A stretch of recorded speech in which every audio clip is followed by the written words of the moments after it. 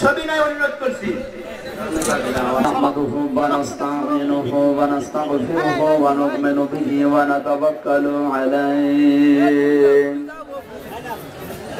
ونعوذ بالله من شرور أنفسنا ومن سيئات أعمالنا من يهدي الله فلا مضل له ومن يضلل فلا هادي له ونشهد أن لا إله إلا الله وحده لا شريك له ونشهد أن سيدنا وحبيبنا ومولانا محمدا عبده ورسوله الذي أرسله بالحق بشيرا ونذيرا وداعيا إلى الله بإذنه وسراجا منيرا فقد قال الله تعالى في كلامه المجيد وبرهانه التوحيد সকলে পড়েন আউযু বিল্লাহি মিনাশ শাইতানির রাজীম বিসমিল্লাহির রাহমানির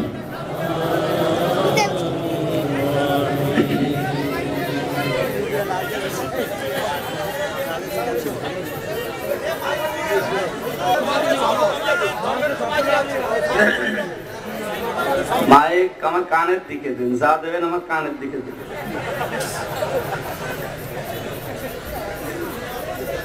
বিসমিল্লাহির রহমানির রহিম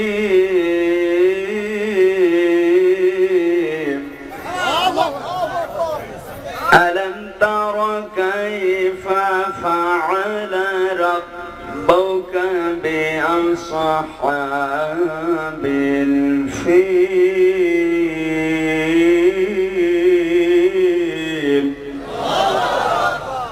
আলাম ইয়াজআল কাইদাহুম ফি তাকল্লিব।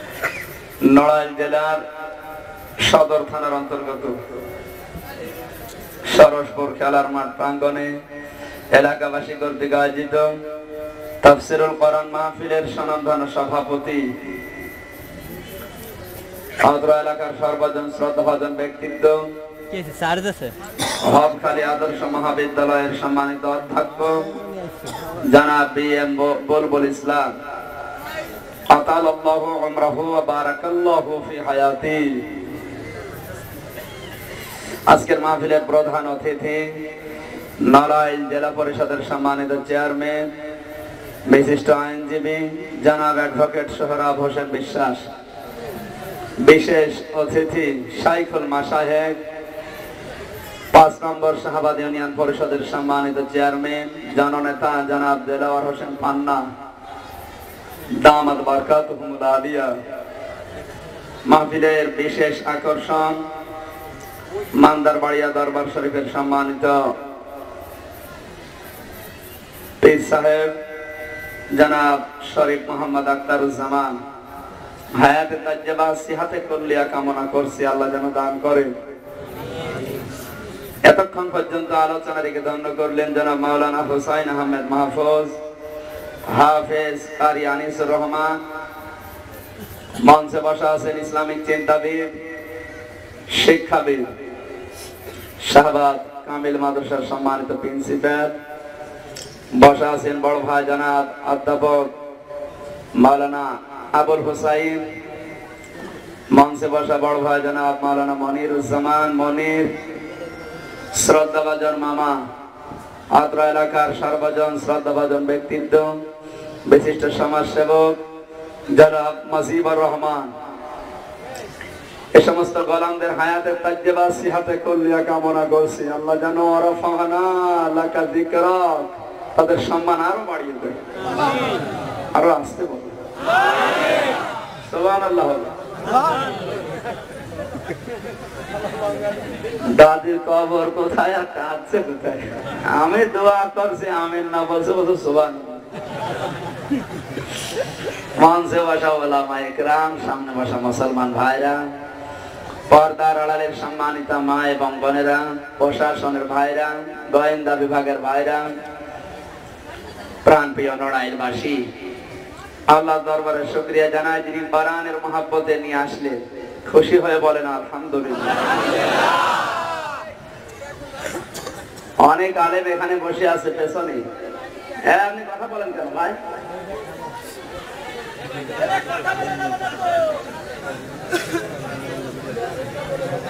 কথা বন্ধ করেন। কতগুলো আলেম পেছনে বসে আছে, সামনে বসে আছে কত আলেম, আমি অনেকের নামও জানি না। আলেমরা নিজেদেরকে জাহির করতে চায় না, কিছু আলেম বাদ দিয়ে যারা আলেম না নাম নিয়েছে, গিয়াসউদ্দিন তাহেরি, এটারে আলেম বললে কবিরা গুনাহ হবে।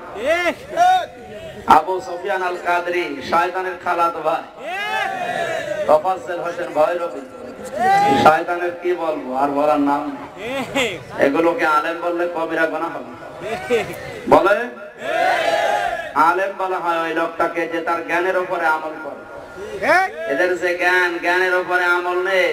জালালিয়া দরবার শরীফ খুলিয়া শিরকের বিশাল আঁকড়া তৈরি করেছে ব্রাহ্মণবাড়িয়ায়, হাজার হাজার নিরীহ মানুষকে শিরক বেদাতের ভেতরে ছেড়ে দিচ্ছে। এদিকে সরকারের কোনো খেয়াল নেই, যত খেয়াল যে সমস্ত আলেম পেছনে বসে আছে, এদের কি অপরাধ বলেন তো? আপনি সকালবেলা ফজরের নামাজ না পড়ে ঘুমিয়ে থাকে, আর এই আলেমগুলো আপনার সন্তানকে কোলের ভেতরে নিয়ে কোরআন শরীফ শেখায়। আজ বাংলাদেশের পরিবেশে তারা হয়েছে সন্ত্রাসী, জঙ্গি, তারা এখন আতঙ্ক। রাস্তায় সাধারণ মানুষ দেখলে ব্যাগ চেক হয় একবার, আর আলেম দেখলে কমপক্ষে চেক করে 3 বার।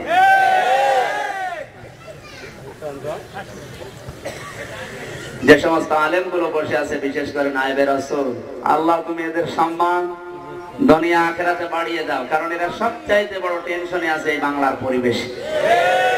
বাংলাদেশে এখন আলেমরা সবচাইতে বড় আতঙ্কে, বলেন এর কারণ আছে।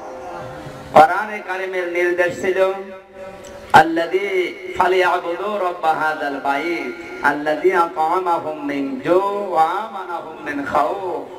আল্লাহ বলেন এই ঘরের ইবাদত করো। ফালিয়াবুদু, ফা দিয়েছেন বক্তব্যের আগে, এই ঘরের ইবাদত করো। এই ঘরের মালিক যিনি, তার মানে কাবা শরীফের মালিক কে? আল্লাহর ইবাদত করো। দুইটা জিনিস আল্লাহ তোমাদেরকে দেবে, খোলার সময় খাদ্য দেবে, ভয় যখন আসবে আল্লাহ ভয় দূর করে দেবে। এই আয়াত থেকে বোঝা যাচ্ছে আজ যারা আছে এই দেশে, সে আলেম হোক আর সাধারণ পাবলিক হোক, ঘরের মালিক বলতে আমাদের আল্লাহর ইবাদত হচ্ছে না, বলেন। আল্লাযীনা কাফারু ওয়া সাদ্দু আন সাবিলিল্লাহি আযাল্লা আমালাহুম ওয়াল্লাযীনা আমানু ওয়া আমিলুস সালিহাত। সূরা মুহাম্মাদের প্রথম এবং দ্বিতীয় নাম্বার আয়াত, প্রথম অংশটুকু পড়েছি, একটু কান লাগা। আল্লাহ কাফেরের নাম দিয়েছেন প্রথমেই, এরপরে দিয়েছেন বাধা দানকারীর বিষয়গুলো। আল্লাযীনা কাফারু, যারা কাফের, কুফরি করেছে, ওয়া সাদ্দু আন সাবিলিল্লাহ, আর আল্লাহর পথে বাধা দিয়েছে। আযাল্লা আমালাহুম, তাদের যত আমল ছিল পেছনে সব আল্লাহ ধ্বংস করে দিয়েছে। এখানে কুফরের পরিবর্তে আয়াতের পরবর্তী যে আয়াতটা ওয়াল্লাযীনা আমানু, কুফরের পরবর্তী শব্দ, পরিবর্তন শব্দ যেটা, বিপরীত শব্দ ঈমান। কি বলেন তো? ঈমান। আরো জোরে বলেন। আর বদ আমল যেটা, তার পরিবর্তে আমার আল্লাহ 2 নম্বরে দিয়েছেন ওয়া আমিলুস সালিহাত, নেক কাজ। কি বুঝলাম এই দুইটা আয়াত থেকে? কাফির আর ঈমানদার এক না। লা ইয়াস্তাওয়ি আসহাবুন নার ওয়া আসহাবুল জান্নাহ, আসহাবুল জান্নাতি হুমুল ফাইজুন। এদের দুই দলের কাজ কখনো এক হবে না, দুইটা বিপরীত মুখ। ওদের কাজ, কাফেরদের কাজ বাম দিকে, ঈমানদারের কাজ ডান দিকে। আর আস্তে বলো, মানুষ এই বাংলাদেশে আছে, ওরা বামপন্থী নিজেদেরকে পরিচয় দিয়ে গর্ববোধ করে। বামপন্থী যারা এরা জাহান্নামী, আরো জোরে বলেন, বামপন্থী যারা এরা জাহান্নামী। ডানপন্থীদেরকে আল্লাহ শুধু জান্নাত দেবে। এই দুই দলের কাজ কখনো একরকম হবে না, আকাশ আর পাতাল পরিবর্তন হয়ে যাবে। আল্লাহ কি জানালেন? ইমানের পরিবর্তন বিপরীত শব্দ কুফর, আর নেক কাজ ওইটাকে বলা হয় যে কাজে বাধা আসে। আর বাংলাদেশে যত নেক কাজ আছে তার সবচাইতে বড় নেক কাজ যেটায় বাধা আসে তার নাম ইকামতের দিনের কাজ। এই কাজটায় বাধা বেশি, এজন্য নেক কাজ আসলে এইটা। অন্যগুলো নেক কাজ না, আমি তা বলছি না, কিন্তু আসল নেক কাজ এইটা। নাইতে আদাল্লাহ আছে, বন্ধ রাখেন, কথাগুলো একটু অ্যাক্টিভ হয়ে শোনা লাগবে। ইমানের বিপরীত শব্দ কুফর। সাদওয়ান সাবিলিল্লাহ, যে সমস্ত কাজে বাধা দেয় আল্লাহর পথ, বাধা দেওয়ার পথগুলো যত আছে, যত নেক কাজ আমরা মনে করি, ওয়া আমিলুস সালিহাত পর্যন্ত দিয়ে আল্লাহ ক্ষান্ত হন না। আমিলুস সালিহাত দিয়ে আমি যতগুলো তাফসীর দেখেছি, সব মুফাসসির দিয়েছেন সবচাইতে নেক কাজ, ভালো নেক কাজ, বড় নেক কাজ আল্লাহর কাছে দ্বীন কায়েম করার আন্দোলন করা। দুনিয়ায় যত নেক কাজ এখন হচ্ছে, অনেক কাজে কিন্তু বাধা নেই, একটা নেক কাজে বাধা আছে, যেটা আনাকিমুদ্দিন, এই কাজে বাধা। সুতরাং আসল নেক কাজ পৃথিবীতে এখন এইটাই। কথা বলে আপনি যাই মনে করেন না কেন, এটা আসল নেক কাজ। যত নেক কাজ আছে সবগুলোতে বাধা আছে কম বেশি। আমান আযলামু মিম্মান মানাআ মাসাজিদাল্লাহি আইযকারা ফিহা ইসমুহু ওয়া সাওয়া ফি খারাবিহা। সূরা বাকারার 114 নম্বর আয়াতের প্রথম অংশে আল্লাহ দিয়েছেন ওয়ামান, এবং মান মানা ওই ব্যক্তি আসলাম ইসমে তাফসীলের সিগা, কোন ছোটখাটো জালিমের পরিচয় আল্লাহ দেননি। আল্লাহ বলেন পৃথিবীতে বড় জালেম ওইটা, মিম্মান মানাআ মাসাজিদাল্লাহি আইযকারা ফিহা ইসমুহু, যারা আল্লাহর ঘর মসজিদে আল্লাহর নাম উচ্চারণ করতে বাধা দেয়। এই যে ফিহা ইসমুহু, যদিও ইসম শব্দটা আছে, এই আল্লাহর নাম কোন আল্লাহর নাম? আজ বাংলাদেশে কেউ যদি সুবহানাল্লাহ 41 বার, আলহামদুলিল্লাহ 100 বার যদি মসজিদে বসে বসে পড়ে, পরে বাধা দেওয়া দূরের কথা, এদেশে ইসলাম যারা বোঝে না ওরা বলবে আল্লাহর ওলি। বলেন, কিন্তু এই শব্দগুলো যদি আপনি বাংলায় বলতে যান, সব এক কথা বলেন কেন?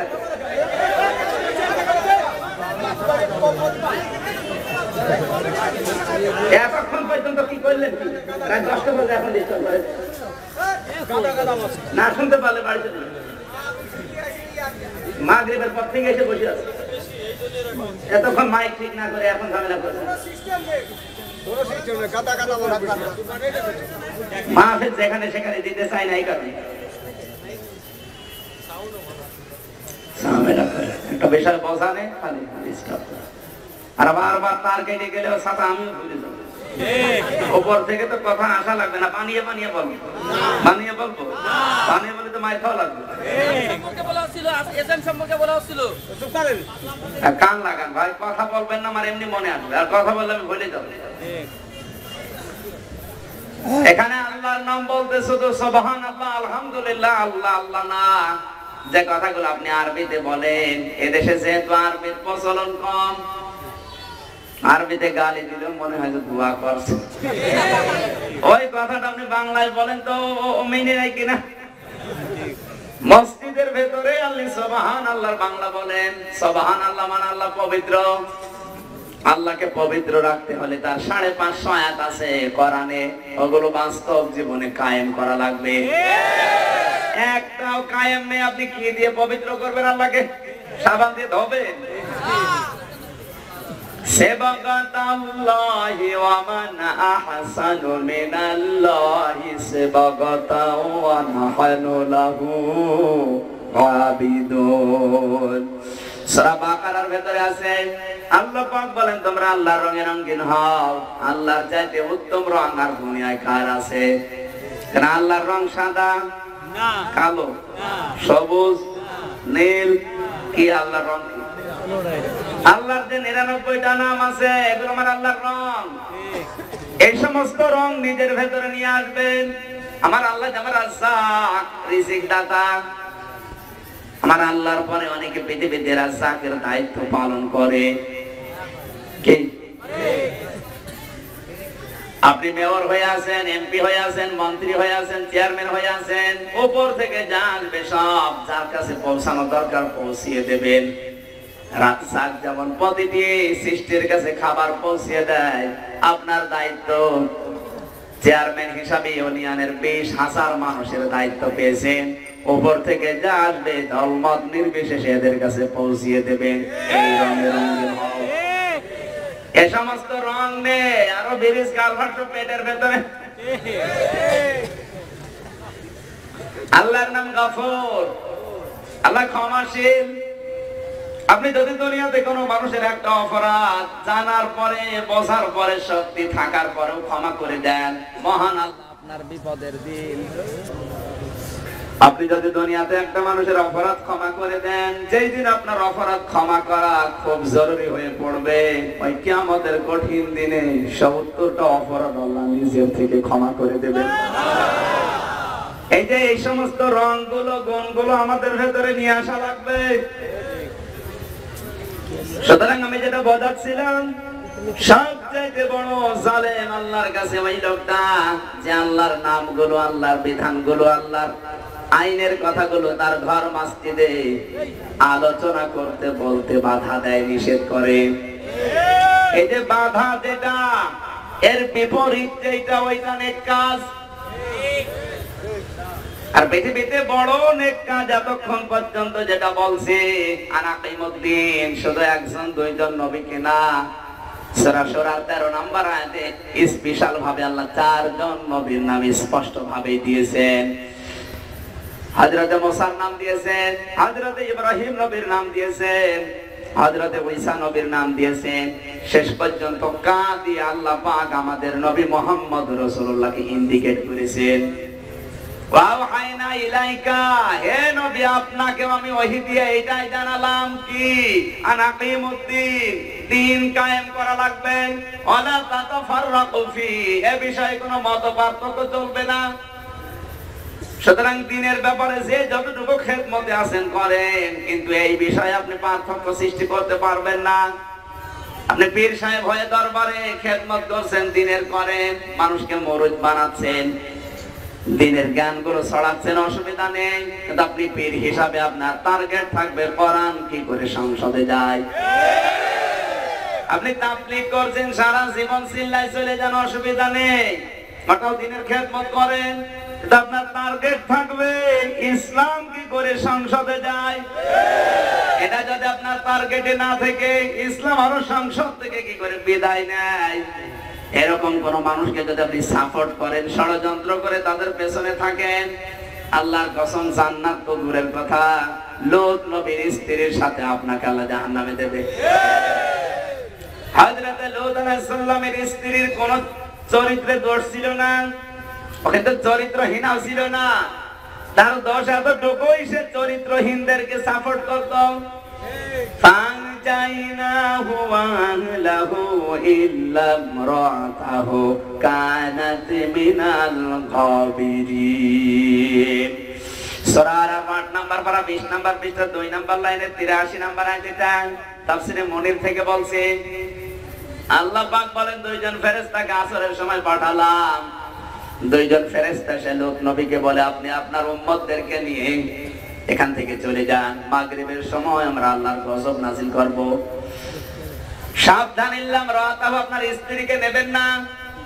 প্রশ্ন আসতে পারে, নবীর স্ত্রীর চরিত্র খারাপ ছিল না, তিনি চরিত্রহীনাও ছিলেন না, কারণ কোন হারাম রক্তের ভেতরে আল্লাহ তার নবীদের রক্ত প্রবেশ করেন নাই। সব নবীদের স্ত্রীর চরিত্র ছিল উত্তম, লূত নবীর স্ত্রীর চরিত্র ভালো ছিল, কিন্তু একটা দোষ তার ছিল, সে চরিত্রহীনদেরকে তলে তলে সাপোর্ট করত। নবীর স্ত্রী চরিত্রহীনদের সাপোর্ট করার কারণে যদি আল্লাহর গজবে পড়ে জাহান্নামে যায়। আপনি নামাজ পড়েন, রোজা রাখেন, সুবহা গায়ে আছেন, কতটুকু ইবাদত করেন, আপনি যা করেন তলে তলে যদি ইসলাম বিরোধী চরিত্রহীন যারা দুশ্চরিত্র মানুষদেরকে যদি আপনি সাপোর্ট করেন, মৌন সমর্থন জানান, আপনাকে আল্লাহ লোক নবীর স্ত্রীর সাথে জাহান্নামে দেবে। আর এই চরিত্রের মানুষ এখন বাংলাদেশে বেশি। মনে করছেন হুজুর কিছু জানে না? সারা বাংলাদেশে এখন এই চরিত্রের মানুষই বেশি। নামাজ পড়তে পড়তে কপাল কালো হয়ে গেছে, সাপোর্ট করে চরিত্রহীনদের। কথা বোঝা লাগবে। কারা কারা করেন হাত তোলেন তো। 2 নাম্বার লোক আছে, বোঝা যাচ্ছে না, সত্য প্রকাশ করিস অবশ্যই এগুলো উল্টা পাল্টা। এত হাত তোলবে কোন কারণ?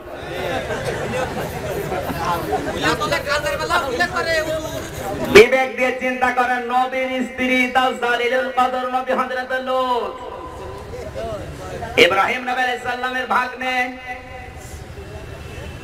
এত বড় পাওয়ারফুল নবীর স্ত্রী হওয়ার কারণে চরিত্রহীনদের কাছে তো সাপোর্ট করেছে। এই জন্য যদি আল্লাহ জাহান্নামে দেয়, আজ বাংলার অনেক মানুষের চরিত্র কিন্তু মিলে যাচ্ছে। নবীর স্ত্রী যদি ছাড় না পায়, আমরা তো অনেক দূরের মানুষ, আমার আর বোঝার দরকার নেই। এরপরেও যদি কেউ না বোঝার ভান করে থাকে, আপনার দায়িত্ব আল্লাহর উপর ছেড়ে দিলেন। আল্লাহ তুমি আমাদেরকে শিক্ষা নেওয়ার তৌফিক দাও। জোরে বলেন আমিন। কে বলছিলাম বলেন তো, এই বিষয়ে কোনো পার্থক্য আপনি করতে পারবেন না? হ্যাঁ করেন, আপনি যে কোনো দিনের কাজ যতটুকু পারেন করেন। কোরআন শিক্ষা দিচ্ছেন মাদ্রাসায়, অসুবিধা নেই। ইমামতি করছেন করেন, তাবলীগের চিল্লায় যাচ্ছেন যান, পীর সাহেব হয়ে মুরিদ বানাচ্ছেন বানান, আপনি ইসলামী আন্দোলন করছেন করেন। কিন্তু একটা টার্গেট আপনার জীবনে থাকা লাগবে, যেটা প্রত্যেকটি নবীকে আল্লাহ দিয়েছিলেন, আকিমুদ্দিন ওয়ালা তাতাফাররাকু ফি। ইসলাম কি করে সংসদে যায় এ বিষয়ে কোনো মত পার্থক্য তৈরি করতে পারবেন না। এই বিষয়ে যদি পার্থক্য তৈরি করে, আপনি ইসলাম থেকে খারিজ হয়ে যাবেন। এজন্য আমরা এখানে যারা এসেছি কোরআনে কারীম থেকে কথা শোনার জন্য, বিশ্বনবী সার্টিফিকেট দিয়েছেন, মান ক্বালা বিহি সাদাকা। যারা কোরআন দিয়ে কথা বলবে ওরা সত্য কথা বলে। সুবহানাল্লাহ বলতে পারেন না? সার্টিফিকেট দিচ্ছেন কে? যারা কোরআন দিয়ে কথা বলে ওরা সত্য কথা বলে। সুতরাং নড়াইলবাসী যারা আসবে, বলবেন কোরআন শরীফ হাতে নিয়ে কোরআনের অর্থ বলেন, তাফসীর নাম বলে ব্যাখ্যা করেন। আপনি আন্দাজে বাবার ঘটনা শুরু করবেন, শোনার জন্য আমরা নেই। কারণ কোরআন দিয়ে যে কথা বলে সেটা সত্য, কোরআনের বাইরে যে কথা ওটা মিথ্যার সম্ভাবনা আছে। আমার আমিলা বিহি উজিরা, যারা কোরআন দিয়ে আমল করবে আমার আল্লাহ নিজে তাদেরকে পুরস্কার দেবেন। আমার আমিলা বিহি উজিরা দিয়েছেন, পুরস্কার আল্লাহ নিজের হাতে দেবেন কোরআনের আমলকারীকে। অন্যান্য আমলকারীকে আল্লাহ পুরস্কার দেবেন না তা না। আপনি অন্যান্য আমলগুলো করেছেন ফেরেশতাদের মাধ্যমে, নবীদের মাধ্যমে, রাসূলদের মাধ্যমে, আপনার পুরস্কার আল্লাহ দেবেন। কিন্তু কোরআনের আমল যারা দুনিয়াতে করেছে এদের পুরস্কার আল্লাহ নিজের কুদরতি হাত দিয়ে দেবেন। আমার হাকামা বিহা আদিলা, আদালানায় আদিলা, যারা কোরআন দিয়ে বিচার করবে ওরাই নাই বিচার কায়েম করতে পারবেন। কোরআনের বিচার কি বাংলাদেশে চলে? তাহলে এই হাদিস দ্বারা কি বুঝলাম? এই দেশে এখন 99% অবিচার চলছে। আরো আসতে বলেন। কোরআনে কারীম জানিয়েছে, আফা হুকমাল জাহিলিয়াতি ইয়াবগুন ওমান আহসানু মিনাল্লাহি হুকমান লিকাউমিন ইউকিনুন। সূরা মাইদা 6 নাম্বার পারা 15 নাম্বার পৃষ্ঠা 14 নাম্বার লাইনের 50 নাম্বার আয়াত। এটা আল্লাহ পাক বলেন, তোমরা কি আমার আইন বাদ দিয়ে জাহিলিয়াতের নিয়ম নীতির দিকে ঝুঁকে পড়ো, অনুসন্ধান করো? আমি আল্লাহর চাইতে সুন্দর নিয়ম আর কার আছে? আছে কারো? বলেন। সুতরাং যে ব্যক্তি বলবে আসো কোরআন পড়ি, কোরআন বুঝি, কোরআনের উপরে আমল করি, কোরআন দিয়ে সমাজ দেশ গড়ি, আল্লাহর নবী বলেন আমান দাআ ইলাইহি হাদা। যে ব্যক্তি কোরআনের দিকে ডাকবে আল্লাহ তাকে হেদায়েতের উপরে রাখবে। কান খাড়া করে। যে ব্যক্তি কোরআনের দিকে ডাকবে তাকে আল্লাহ হেদায়েতের উপরে রাখবে। সুতরাং আমি যদি হেদায়েতের উপরে থাকতে চাই অবশ্যই আমাকে কোরআনের দিকে মানুষকে ডাকা লাগবে, নাতে কখন আমি গোমরা হয়ে যাব আমি নিজেও টের পাবো না। যে তো মান দাআ ইলাইহি হাদা, একালিফটা আন আছে। কোরআনের দিকে যারা ডাকবে তাদেরকে আল্লাহ নিজে হেদায়েতের উপরে রাখবে, আর যারা কোরআনের দিকে ডাকবে না ও কখন গোমরা হবে নিজে টের পাবে না। এরপরে দিয়েছেন ফাকাদ হুদিয়া ইলা সিরাতিম মুস্তাকিম। বক্তব্যের মাঝখানে ফা আছে, এর আগে কদ আছে, একান লাগানে দিকে ফাকাদ হুদিয়া ইলা সিরাতিম মুস্তাকিম।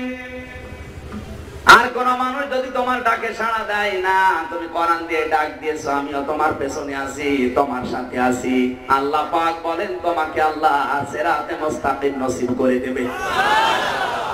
সিরাতে মুস্তাকিম খাজা বাবার দরবারে পাওয়া যায় না, সিরাতে মুস্তাকিম কোন ভণ্ড নেতার পেছনে পাওয়া যায় না। সিরাতে মুস্তাকিম পেতে হলে কোরআনের যে ডাকবে ওই ডাকে সাড়া দেওয়া লাগবে। কি হচ্ছে এখানে? জি বসেন বসেন।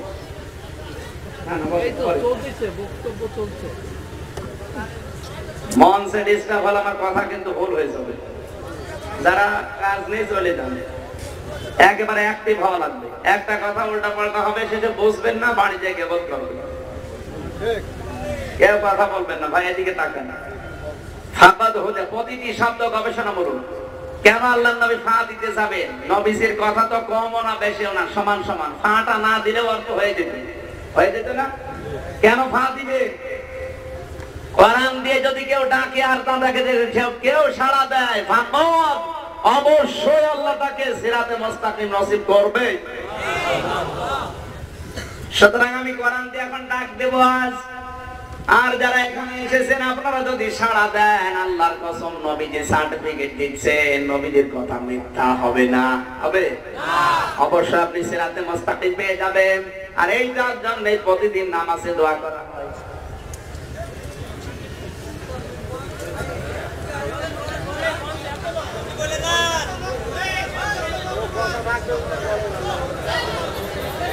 চুপ করেন ভাই।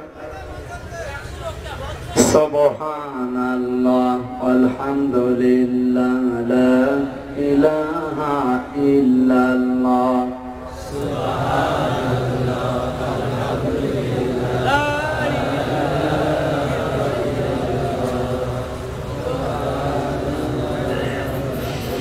আলহামদুলিল্লাহ লা ইলাহা ইল্লাল্লাহ লা ইলাহা ইল্লাল্লাহ মুহাম্মাদুর রাসূলুল্লাহ।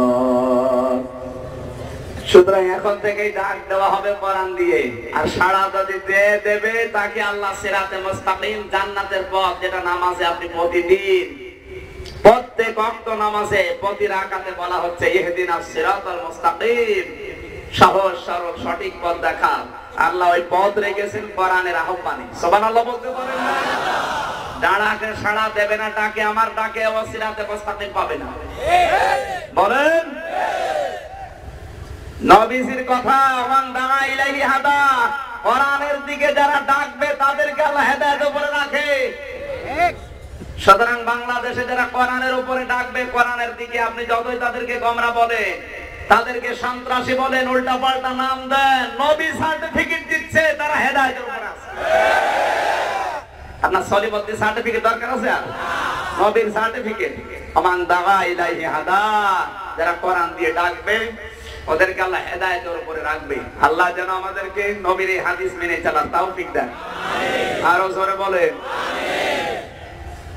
একটা আয়াত বাংলাদেশে বহুল প্রচলিত আছে।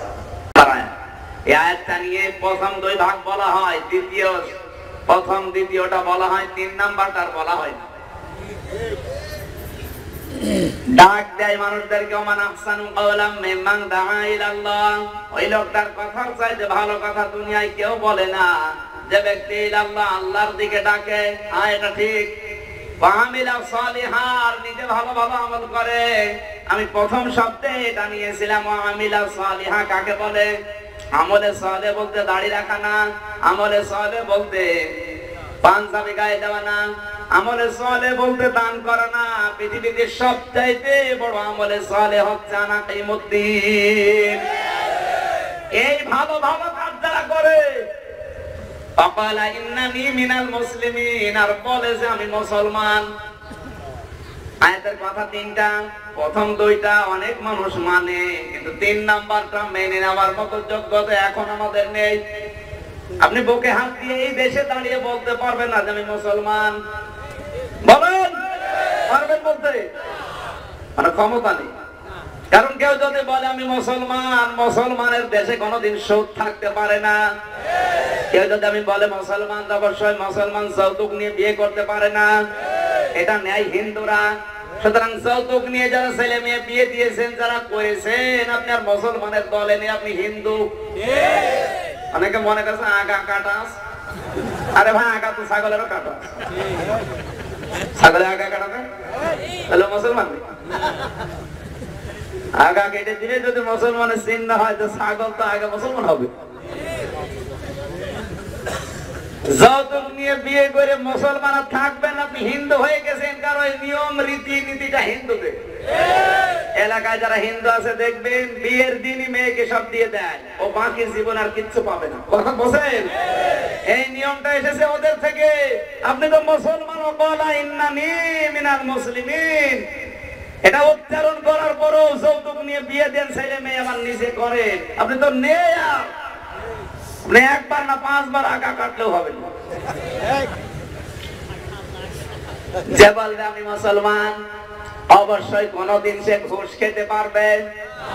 আজ বাংলাদেশে একটা জায়গা দেখান যেখানে ঘুষ নেই। মসজিদের টাকা বাজেট হয়েছে উপর থেকে, ওই টাকা নিয়ে আসতে গেলেও 50,000 টাকা ঘুষ লাগে। কি দেশ গো! মসজিদের টাকা নিয়ে আসতে হলেও যদি ঘুষ দিতে হয়, তো মসজিদে নামাজ হবে। এমনকি ইমামতি করতে হলেও এখন ঘুষ দেওয়া লাগতেছে। বাংলাদেশের কেন্দ্রীয় মসজিদ যেটা, ইমামতি করার জন্য যে একটা দায়িত্ব পেয়েছে, আপনারা না জানেন আমি জানি, কমপক্ষে 7 লাখ টাকা ঘুষ দিয়ে তারপরে বলেন সুবহানাল্লাহ। ইমাম ইমামতি করতে হলে যদি 7 লাখ টাকা ঘুষ দেওয়া লাগে, ওর পেছনে যারা নামাজ পড়বে কারো নামাজ হবে? এইরকম একটা দেশ। নবীজির যে হাদিস পড়েছিলাম, ইদা কানা উমারাউকুম খিয়ারাকুম ওয়া আগনিয়াউকুম সুমাহাকুম ওয়া উমরুকুম শুরা বাইনাকুম ফাযাহুল আরদি খায়রুল লাকুম মিন বাতনিহা।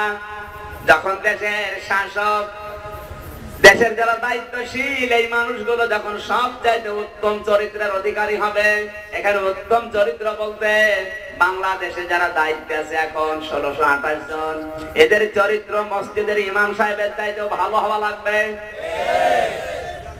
এদেশে এখন 1628 জন মানুষ যারা আছে দায়িত্বে, একটা মানুষকে দেখান যার চরিত্র মসজিদের ইমাম সাহেবের চাইতে ভালো আছে। আপনি উল্টা বুঝবেন না, উনি তো নেতৃত্ব দিচ্ছেন।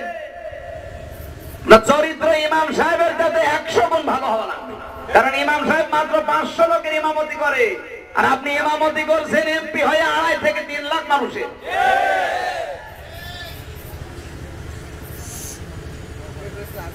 দুই নম্বরে দেশের ধনী মানুষগুলো যখন দানশীল হবে। আজ বাংলাদেশে দান তো দূরের কথা, যাকাত ফরজ তাও দিতে চায় না। যাকাত অনেকে জরিমানা মনে করে। বলেন, 3 নম্বরে দেশের সব কাজ যখন পরামর্শ করে করা হবে। এখন পরামর্শ জোর যার মুল্লুক তার। পরিবার থেকে আন্তর্জাতিক জীবন পর্যন্ত প্রতিটি কাজে যখন মানুষ পরামর্শ করে করে পা ফেলবে, আল্লাহর নবী বলেন কবরে যাওয়া লাগবে না, দুনিয়াটা তোমাদের জন্য জান্নাত হয়ে যাবে। ফাযহারুল আরদি খায়রুল লাকুম মিন বাতনিহা। এই যে খায়ের মানে শুধুমাত্র ভালো না, কবরে গেলে তোমাদেরকে তো আল্লাহ জান্নাত দেবে।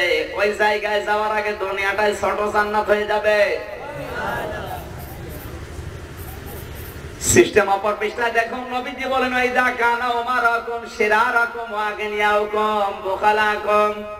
দেশের দায়িত্বশীল যারা, শাসক যারা, এই মানুষগুলো যখন দুশ্চরিত্রের অধিকারী হবে, এদের দেখলে মানুষ ভয় পাবে, আতঙ্কে থাকবে। আকাযালিকা জাআলনাকুম উম্মাহ। আল্লাহ পাক নিজে কোরআনে কারিমে সূরা ফুরকানের ভেতরে জানিয়েছেন, আদওয়াল লিল মুজরিমিন।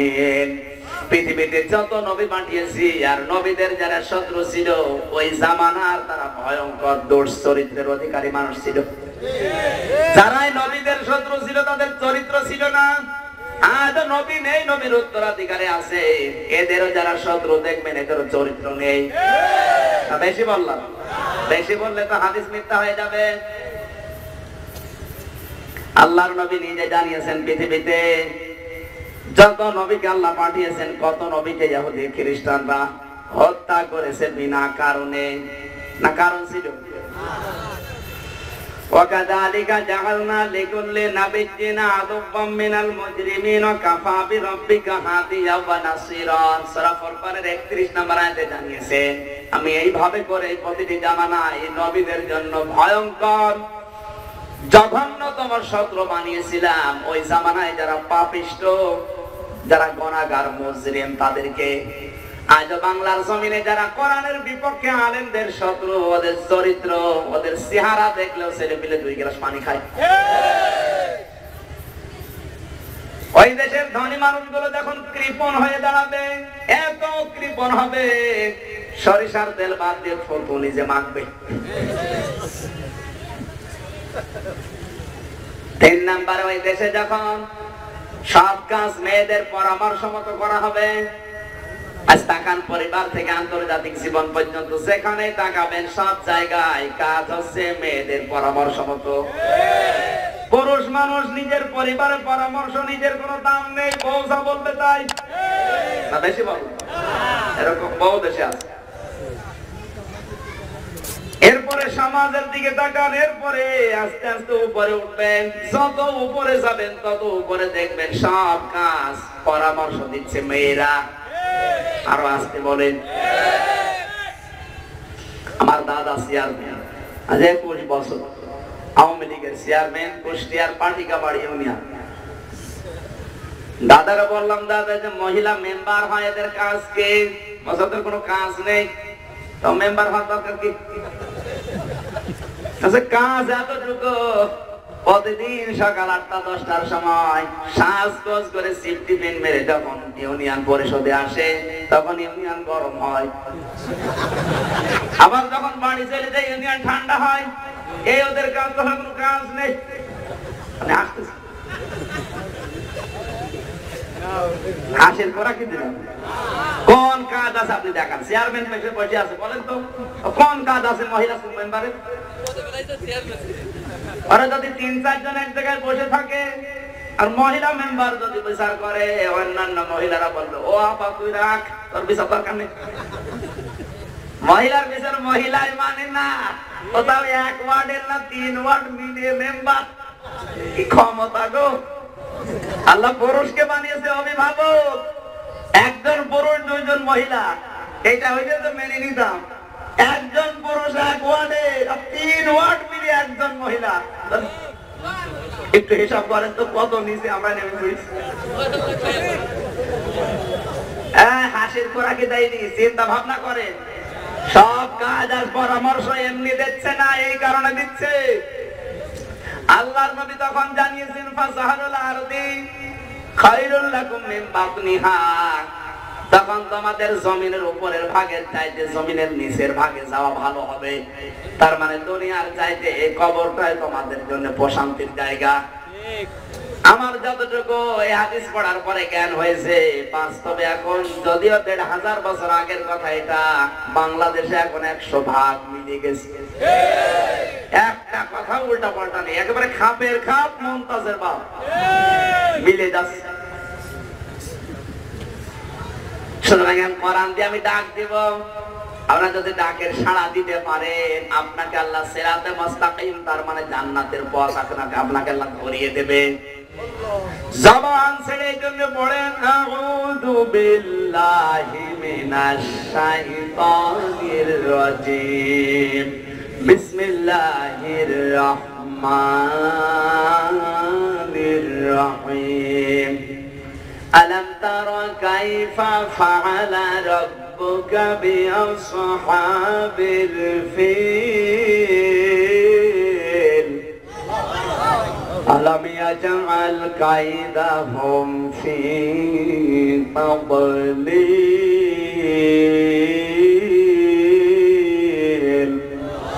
ওয়া আরসালা আলাইহিম তায়রান আবাবিল।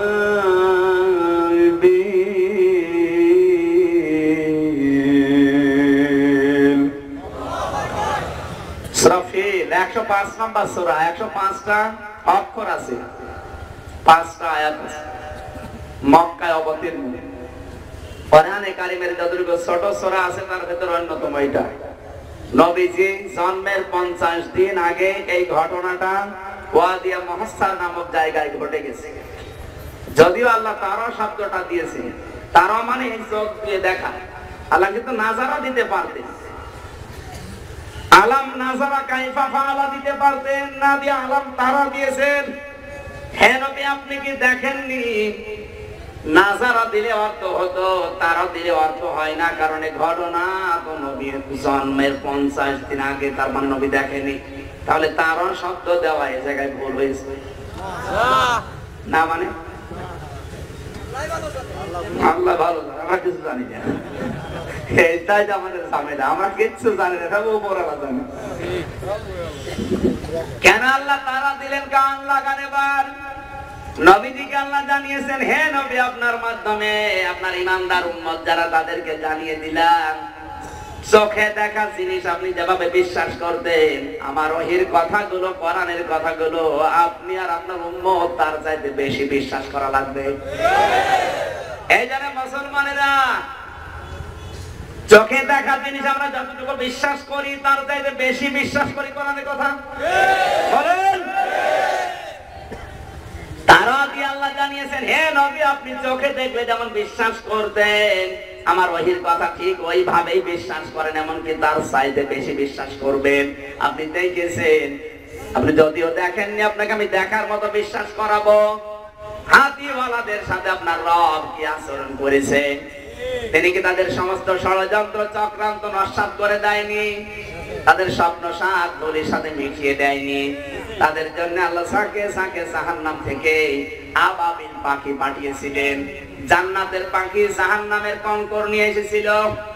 তারমিহিম বিহিজারাতিন মিন সিজ্জিল ফাজাআলাহুম কাআসফিন মাকুল। ওরা নিক্ষেপ করেছে ওই ছোট্ট ছোট্ট পাথর কণাগুলো, যার উপরে পড়েছে গলিত চর্বির ন্যায় আমার আল্লাহ বানিয়েছে এই পাথরের দ্বারা। এবার আসেন তার ব্যাখ্যার দিকে যাওয়া যাক। কোন আয়াত থেকে যদি কেউ কথা শুনতে চায়, 5টা বিষয় লক্ষণীয়। তাফসিরে মাযহারি আল্লামা সানাউল্লাহ পানিপতি রহমাতুল্লাহ আলাইহি ভূমিকায় দিয়েছেন। কোন আয়াত থেকে যদি কেউ কথা শুনতে চায়, বলতে চায়, 5টা বিষয় লক্ষণীয়। 1 নম্বরে তেলাওয়াত, 2 নম্বরে অর্থ, 3 নম্বরে শানে নজুল, 4 নম্বরে ব্যাখ্যা, 5 নম্বর আয়াতের শিক্ষা নিয়ে বাড়ি যাওয়া। আমি প্রথম 4টা যদি শুরু করি সবাই খুশি হবে, কথা বোঝেন? প্রথম 4টা যদি শুরু করি, তেলাওয়াত, অর্থ, শানে নজুল আর ব্যাখ্যা, এখানে যারা আছে সবাই খুশি, আমাকে আমার জন্য দোয়াও করবে। কিন্তু 5 নাম্বার যেটা আয়াতের বাস্তব শিক্ষা নিয়ে বাড়ি যাওয়া লাগবে, কিছু মানুষ আছে ওদের মন খারাপ হবে। তাই বলে আমি বাদ দিয়ে দেবো? বাদ দিয়ে দেবো? আজকে কায়দা হুম এই শব্দটার ব্যাখ্যা করব। কায়দা কাকে বলে? কায়দা শব্দ শুনে বোঝা যাচ্ছে কায়দা মানে কি? কৌশল। কায়দা মানে ষড়যন্ত্র, চক্রান্ত। গুরুত্বপূর্ণ একটা বিষয়। তামাম দুনিয়ায় মুসলমান নিধনের জন্য, ঈমান ধ্বংস করার যে চক্রান্ত ষড়যন্ত্র গুলো চলছে, এই কায়দা হুম দিয়ে বাস্তবে মিলাবো। থাকবেন তো? থাকবেন। আল্লাহ তুমি আজকের আয়াতটা হেদায়েতের জন্য যথেষ্ট করে দাও। জোরে বলে না। মক্কায় আব্দুল মুত্তালিব নবীজির দাদা কাবা শরীফের ওই সময় দায়িত্বে আছে। ভাঙ্গা ভাঙ্গা কাঠ দিয়ে কাবা শরীফ বানানো। এই সময় টাকা পয়সা ছিল না আমাদের, কালো একটা গ্লাস দিয়ে কাবা ঘরটা ঢেকে রাখা।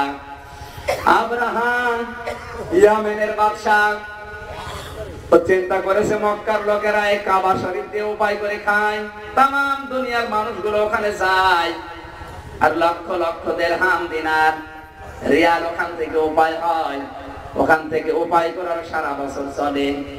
এই বিনা পুঁজির ব্যবসা আমি একটা শুরু করব। নিজে পরিকল্পনা করে একটা নতুন কাবা বানিয়েছে, নাম দিয়েছে কোলাইস। তাফসীরে ইবনে কাসিরের বর্ণনা, এত সুন্দর মনের মাধুর দিয়ে সাজিয়েছে, সোনা দানা রূপা দিয়ে দুনিয়ার মানুষকে টেন্ডালপাল করেছে। তোমরা এই দুর্বল কালো ভাঙা কাবার ইবাদত করে তাওয়াফ করে লাভ নেই। আমি সোনা দিয়ে রূপা দিয়ে জহরত দিয়ে মণিমুক্তা দিয়ে বানিয়েছি। আসো এখানে এই কাবার তাওয়াফ করে ইবাদত করো। আল্লাহর ইশারায় একটা লোক ওর ডাকে সাড়া দেয়নি। প্রায় 2 বছর এভাবে চলে গেল, কেউ আসে না। ইয়ামেন দেশের কয়েকটা যুবক চিন্তা করে তোর কাবার 12টা বাজাবো। 7 জন মিলে রাতের বেলা একদিন পাইকারি হারে গণহারে পায়খানা করেছে এক জায়গায়। 7 জন মিলে যদি এক জায়গায় পায়খানা করে তো কত হবে? একেবারে চুরি হয়ে গেছে। প্রধান অতিথি আসতেছে, লিল্লাহে তাকবীর। প্রধান অতিথির আগমন, আল্লাহ যেন তার সম্মান আরো বাড়িয়ে দেয়। জোরে বলেন আমিন। কিছু মানুষ বাইরেও তো জায়গা নাই, বাইরেও জায়গা নাই।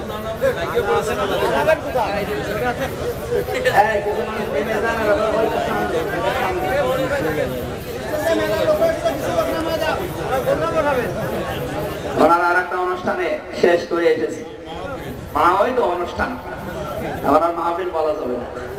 হ্যাঁ বসেন, সামনে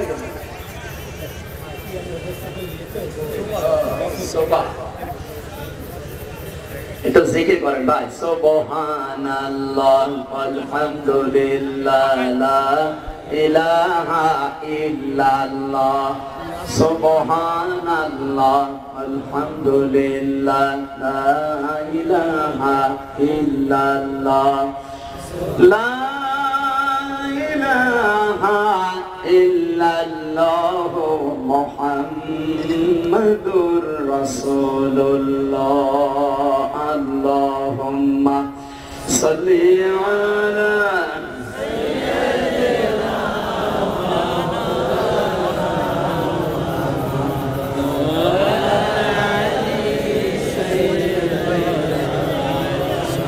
মাওলানা। আলহামদুলিল্লাহ। সকালবেলা কাবা শরীফ তাওয়াফ করতে গিয়ে দেখে না দুর্গন্ধ বের হচ্ছে। চিন্তা করে আবার নতুন কাবা, ভেতরে ঢুকে দেখে এবারে কাম সারা। তাড়াতাড়ি করে লোকজন দিয়ে পরিষ্কার করেছে। চিন্তা করে আমার এই সম্মানের জিনিসে অসম্মান করেছে এই দেশের মানুষ। সকালবেলা তাড়াতাড়ি করে নিজের সোনার রূপা জহরত যা ছিল বের করে নিয়েছে। রাতের বেলা গোপনে নিজের কাবায় নিজে আগুন লাগিয়ে দিয়েছে। কথা শোনার পরে এখান থেকে শিক্ষা বের করা লাগবে। আব্রাহাম 1500 বছর আগের কথা এটা। নিজের কাবায় নিজে আগুন লাগিয়ে একটা আল্লাহর ঘর কাবা ভাঙ্গার একটা ইস্যু তৈরি করেছে।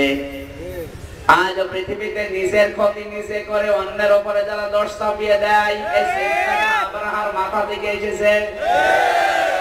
এখন তো আব্রাহাম দুনিয়ায় নেই, কিন্তু তার পেতাত্তা আছে। নিজে দেখবেন অন্যায় করে আর অন্যায়টা ভালো মানুষের উপরে চাপিয়ে নিতে। কোরআনে কারীম বলেছে ওয়ামা ইয়াকিসিবে খাতিআতান আও ইসমান সুম্মা ইয়ারমি বিহি বারিয়ান ফাকাদ ইহতামালা বুহতানা ওয়া ইসমান মুবিনা। সূরা নিসা 5 নম্বর পারা 15 নম্বর পৃষ্ঠা 10 নম্বর লাইনের 112 নম্বর আয়াত এটা তাফসীরে তাবারি থেকে বলছে, পরে দোষটা চাপিয়ে নিজে সাধু সাজে। এ বাংলাদেশে না অন্য দেশে আছে? বাংলাদেশে আছে মানে আমরাই। নিজে অন্যায় কাজের আঞ্জাম দিচ্ছে, নিজে বউ দিয়ে মেয়ে দিয়ে অবৈধ কাজ কাম করাচ্ছে। নিজের মেয়েটাকে যুবতী মেয়েটাকে পয়লা বৈশাখ পালন করার নামে উলঙ্গ অর্ধ উলঙ্গ করে ছেড়ে দিচ্ছে। আর অর্ধ উলঙ্গ উলঙ্গ ওই মেয়েটার দিকে কেউ তাকিয়ে যদি একটু টিটকারি দেয়, চোখ টিপ দেয়, যত দোষ হয় সবাই লোকের দোষ তো তোমার। তুমি কেন এটা ছাড়লে? তোমার যুবতী ওই মেয়েটাকে যদি ওভাবে না ছাড়তে, ও চকটি পদিত না, ইফটিজিং করতো না, ওর দোষ হইতো না। এই দোষটা ওকে দিয়ে করানোর জন্য রাস্তা খুলে দিয়েছো তুমি নিজে। বাংলাদেশে ইফটিজিং এর জন্য যদি পুরুষ মানুষের 2 বছর জেল হয়, আমার মনে হয় মহিলার ইফটিজিং এর কারণে কমপক্ষে 10 বছর জেল হওয়া দরকার। কিছু মানুষ আছে এরকম, আর বউ যদি একটু সুন্দর হয় আর দিশা পায় না, করবে কি? আরো পার্লার সে সাজিয়ে সুন্দর করে মোটরসাইকেলে করে নিয়ে যায়, নড়াইল বাজারে যায়, আর মানুষকে দেখায় যে জিনিস আমার আছে। লোকজন দেখে আর আশেপাশে মন্তব্য করে। বলেন, কুষ্টিয়ার মাসুমপুর গেটে 1 বৈশাখ পালন করবে, বিয়ে আবার ওই দিন একটা সুন্দর করে বউকে সাজিয়ে নিয়ে যাচ্ছে মোটরসাইকেলে, গোল চক করে আমার সাথে দেখা। ডাক দিয়ে বললাম, ভাইকে? বলছে তোমার ভাবি। ভাবি একই পরিয়েছে নাকি শাড়ি না মশারি? আমার কানের কাছে মুখ নিয়ে বলছে, আমি হামজা কি করবো? সারা জীবন তো আমি দেখলাম এলাকার মানুষের হক নেই, হক আদায় করে বেড়াচ্ছে। হক আদায় করার জিনিস নেই। বলেন, ধনী যারা এই দেশে, টাকা পয়সা আছে যাদের, এদের গাড়ি দামি, বাড়ি দামি, মোবাইল দামি, শার্ট দামি, এদের বউ আর মেয়ে কম দামি। এদের বউ আর মেয়ে যেখানে যা আছে সব পাইকারি হারি মানুষ দেখে। কথা বলুন, আমি নিচে নামবো? ঠিক আছে। আপনি নিজে কেন অন্যায় করলেন এই কাজটা দিয়ে? নিজে অন্যায় করার পরে এটা যদি সংগঠিত হয়ে যায় কারো মাধ্যমে, দোষ তখন তার হয়। এই বাংলাদেশে আমি যতটুকু ঘুরেছি, প্রায় 62টা জেলা ঘুরলাম এবার। যতটুকু জ্ঞান আমার এই ছোট্ট মেধার ভেতরে আছে, আমি যা দেখেছি বাস্তবতায়, এই দেশে এখন ইফটিজিং এর জন্য ছেলেরা দায়ী না, দায়ী হচ্ছে মেয়েরা। ওদের পোশাক আশাক দেখে মানুষ তো চোখ টিপ দেবেই। বলেন, এই দেশের পাল বাড়িতে গত বছরের আগের বছরে মাহফিলের জন্য নামলাম, দেখছি মিছিল আসতেছে ইফটিজিং এর বিরুদ্ধে, ডাইরেক্ট অ্যাকশন। পেছনে সব পুরুষ মানুষ, সামনে কয়েকটা মেয়ে। যশোর MM কলেজের ব্যানার ধরে আছে 2 জন যুবতী মেয়ে, 20 বছর 22 বছর বয়স হবে, বুকে কোনো ওড়না নেই, গেঞ্জি গায়ে দেওয়া আর স্কিন টাইট প্যান্ট পরা। চিন্তা করলাম, না জানি আবার কোন ঝামেলায় পড়ি। তাড়াতাড়ি ঢুকলাম চার দোকানে, ঢুকে দেখে পুলিশ আমার সামনে। আরে ভাই, আপনার যন্ত্রণা আসলাম আমি এখানে, আর আপনি আমার সামনে। হুজুর একটা কথা বলবো, বলেন। এই যে মিছিল আসতেছে, এই মিছিল যেন সহি সালামতে হয়, এই জন্য সরকার আমাদের দায়িত্ব দিয়েছে, আমি পাহারা দিচ্ছি মিছিল। কিন্তু যে 2 জন ব্যানার ধরে আছে, যেভাবে মিছিল করে আর হাত নাড়া দেয়, আমার মনে হচ্ছে ইফটিজিং আমি আগে করি। ঠিকই বলি। যুবতী মেয়ে 20 বছর 22 বছর বয়স, বুকে কোনো ওড়না নেই, এক হাতে ব্যানার, এক হাতে যদি ইফটিজিং এর বিরুদ্ধে ডাইরেক্ট অ্যাকশন দেয়, তাই ইফটিজিং ওকে করবে না, পারবে না? এটা নিজে অন্যায়টা করছেন আপনি। এটা হয়ে যাওয়ার পরে একটা ভালো মানুষের উপরে চাপিয়ে যদি নিজে একেবারে নির্ভেজাল, নিজের দোষ মুক্ত হয়ে আছেন, আল্লাহ পাক বলেন, ফাকাদ বাল্লান মুবিনা। এটা স্পষ্ট বিভ্রান্তির ভেতরে খতিয়াতান আও ইসমান সুম্মা ইয়ারমি বিহি বারিয়ান ফাকাদ ইহতামালা। হামালা ইয়াহমিল মানে বহন করা, ওই জন্য স্পষ্ট পাপের বোঝা বহন করে নিয়ে বেড়াচ্ছে। জোরে বলেন নাউজুবিল্লাহ। আজ যদিও পৃথিবীতে দেখা যাচ্ছে না, কিয়ামতে এরকম হাজারো মানুষ দেখা যাবে, পাপের বোঝাগুলো পিঠে নিজের মাথার উপরে নিয়ে বহন করে জাহান্নামে যাচ্ছে। কিছু মানুষের পাপের বোঝা দিন দিন বাড়তে থাকবে। কান লাগান ভাই। قد خسر الذين كذبوا بلقاء الله حتى إذا جاءتهم الساعة بغتة قالوا يا حسرتنا على ما فرطنا فيها। সূরা আনআম 7 নাম্বার পারা 10 নাম্বার পৃষ্ঠা 6 নাম্বার লাইনে 30 নাম্বার আয়াতের প্রথম অংশে আছে। তাফসীর ফি জিলালিল কোরআন আল্লামা সাইয়্যিদ কুতুব শহীদ রাহমাতুল্লাহ আলাইহি আয়াতের তাফসীর ভাবে লিখেছেন, আল্লাহ পাক বলেন, কাদ খাসিরা, খাসিরা মাসির সিগা, অবশ্যই ক্ষতিগ্রস্ত হয়ে গেছে। কারা? কাযযাবু বিলিকাইল্লাহ, যারা আমার আল্লাহর সাথে সাক্ষাৎ করা লাগবে বিশ্বাস করে না। আজ বাংলাদেশে অনেক মানুষ আছে এই বিশ্বাসটা নেই। বলেন, আল্লাহর সামনে দাঁড়িয়ে নিজের কর্মকাণ্ডের হিসাব দেওয়া লাগবে, এই টেন্ডেন্সি, এই বিশ্বাস যদি কারো ভেতরে জন্ম হয়, কোনদিন সে অবৈধভাবে ইনকাম করতে পারে না। কারণ সে 24 ঘন্টায় টেনশনে থাকবে, আমার আল্লাহ আমাকে মাফ করবে তো। আল্লাহর সাথে সাক্ষাৎ হবে এটা শুধু শুনেছি, বাস্তবে বুঝি নাই। এটা বুঝেছিল হযরত ওমর, খলিফাতুল মুসলিমিন, রাষ্ট্র পরিচালনা করছেন। তার সন্তান আব্দুল্লাহ, হযরত ওমর তার সন্তান আব্দুল্লাহকে পাঠিয়েছে মাদ্রাসায়। আলীর সন্তান হুসাইন একই মাদ্রাসায় পড়ে, বারবার কলম ফেলে দিচ্ছে আর তুলে দেয়। তিনবার তুলে দেওয়ার পরে চতুর্থবার পরে হযরত হুসাইন তুলে দাও। আব্দুল্লাহ বলে, তুমি বারবার ফেলে দাও, আমাকে তুলে দিতে বলো, আমি কি তোমার কি চাকর নাকি? হযরত হুসাইন ধমক দিয়েছে, তুমি চাকর না, তুমি চাকরের বাচ্চা চাকর, তুমি খাদেমের বাচ্চা খাদেম। প্রধানমন্ত্রীর ছেলেকে যদি এই কথা কেউ বলে, ওর মেজাজ ঠিক থাকবে? তাও বাংলাদেশের মতো জায়গা না। এই বাংলাদেশ 14টা জোড়া দিলে যত বড় হবে, সৌদি আরব একাই অত বড়। এত বড় দেশের প্রেসিডেন্টের ছেলেকে গালি দিয়েছে খাদেমের বাচ্চা খাদেম বলে। বাবার কাছে নালিশ দিয়েছে, বাবা বিচার চাই। বলে, বিচার এখন না, জুমার দিন করব। হাজার হাজার মানুষ আসবে মসজিদে নববীতে, সবার সামনে হুসাইনের বিচার হবে। হযরত ওমর খুতবা দিতে অর্ধেক পর্যন্ত দিয়ে বন্ধ করে দিলেন। ডাক দিয়ে, হুসাইন এখানে আসো? বলে, হ্যাঁ। সামনে আসো। তুমি আমার সন্তান আব্দুল্লাহকে গালি দিয়েছো? বলে, হ্যাঁ। কেন দিলে? হযরত হুসাইন বলে, খলিফা, বুকে হাত দিয়ে বলেন তো, আপনি কি আমার নানার খাদেম না? হযরত ওমরের কথা বন্ধ হয়ে গেছে। কি বলে? ডাক দিয়ে বলে, হুসাইন লিখে দিতে পারবে? বলে, হ্যাঁ। কাগজ কলম নিয়ে আসেন। খেজুর পাতার পাটি নিয়ে এসেছে, লিখে দিয়েছে, ওমর আমার নানার খাদেম ছিল, আমি নিজে দেখেছি, এতে হুসাইন ইবনে আলী সই করে দিলাম। কাগজটা হাতে নিয়ে হযরত ওমর বলে, সাহাবীরা, বিচার হয়ে গেছে। ছোট মানুষ বোঝে না, বলে, আব্বা বিচার তো শুরুই করলে না। বলে, না বাবা, আজ বিচার করেছি, দুনিয়া না আখিরাতেও কাজে লাগবে। আমি যখন মারা যাব, এই কাগজটা আমার কাফনের ভেতরে দিয়ে দিও। জীবনে কিছুই যদি কবুল না হয়, আমার আল্লাহ যেদিন তার জব্বার আর কাহার নাম নিয়ে বিচার শুরু করবেন, কেউ যখন কথা বলতে পারবে না, আমার জীবনের কিছুই যদি আল্লাহর কাছে ভালো না লাগে, কাগজটা দেখাবো। রব্বুল আলামিন, আমার জীবনে কিচ্ছু যদি তোমার পছন্দ না হয়, এই কাগজটার দিকে তাকাও, তোমার নবীর নাতি লিখে দিয়েছে, আমি নবীর খাদেম ছিলাম, দয়া করে ওসিলা হলে আমাকে মাফ করে দাও। এর নাম কিয়ামত। তিনি জান্নাতের গ্যারান্টি পেয়েছিলেন 3টা অবস্থায়।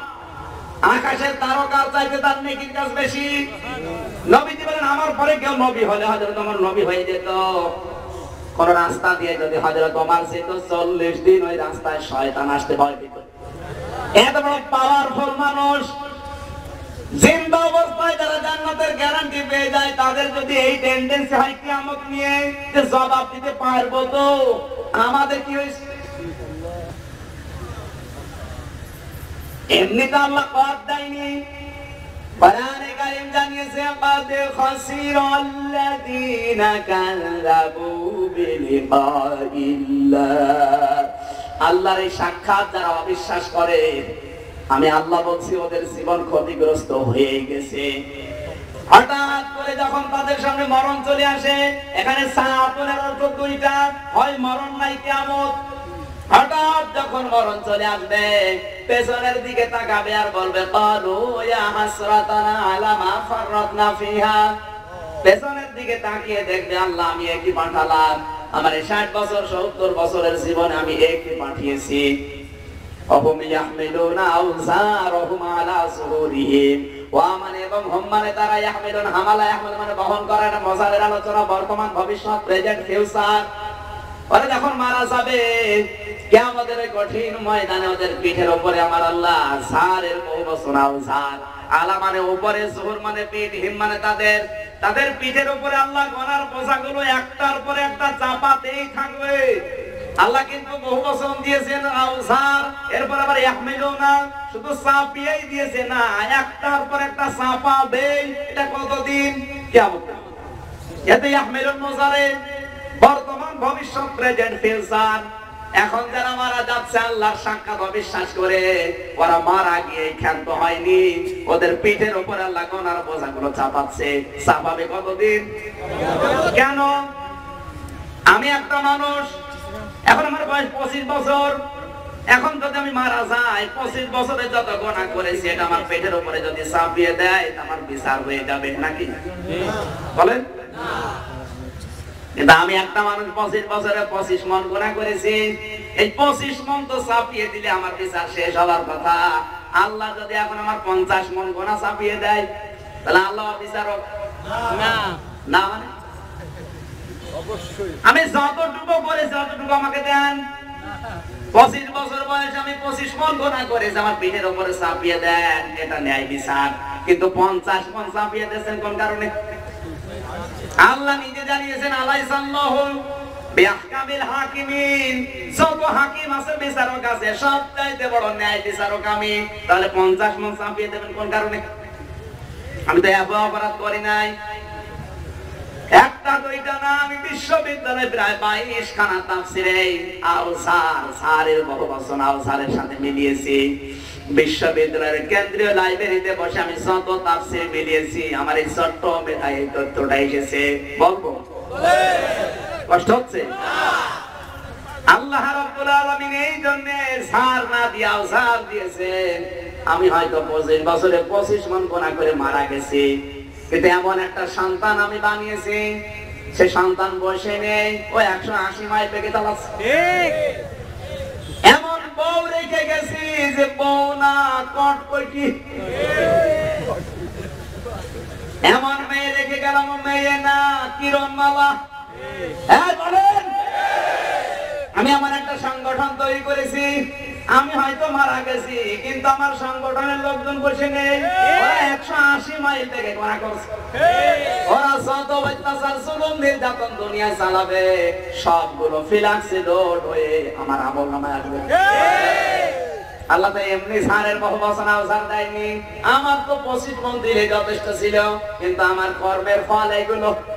আমি যা যা করেছি এগুলো সব আল্লাহ একটা একটা করে পাঠাতেই থাকবে, তখন বোঝাগুলো আমার ভারী হবে। এখন নিজের দিকে তাকান, আপনার বোঝা কতটুকু হচ্ছে? কোরআনে কারীম জানিয়েছে এই সারের বহু বচন যখন একটা একটা করে পিঠের উপরে চাপাতেই থাকবে, কঠিন ওই ময়দানে ফেরেশতারা ওর দিকে তাকিয়ে বলবে আলা সামা ইয়াসিরুন, কত নিকৃষ্ট বোঝা এই লোকটা বহন করে নিয়ে যাচ্ছে। জোরে বলেন নাউজুবিল্লাহ।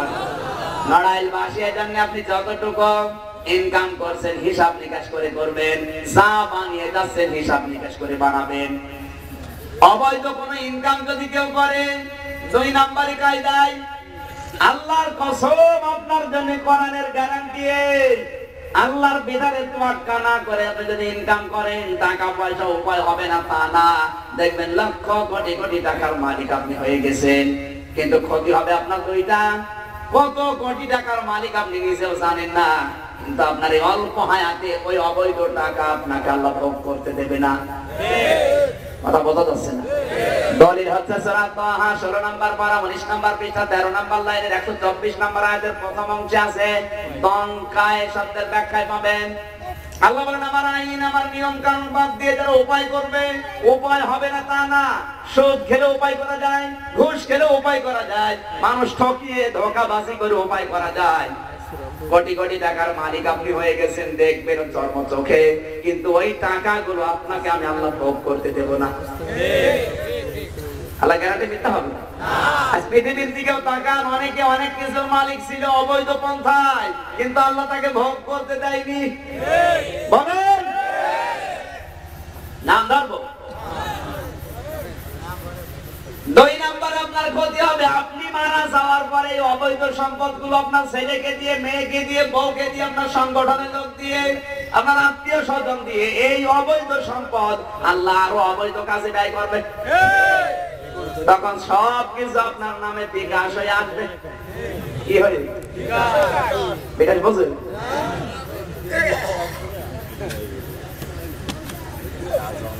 এরপরও যারা না বোঝা ভান করে আছেন, আমার কিছু করার নেই।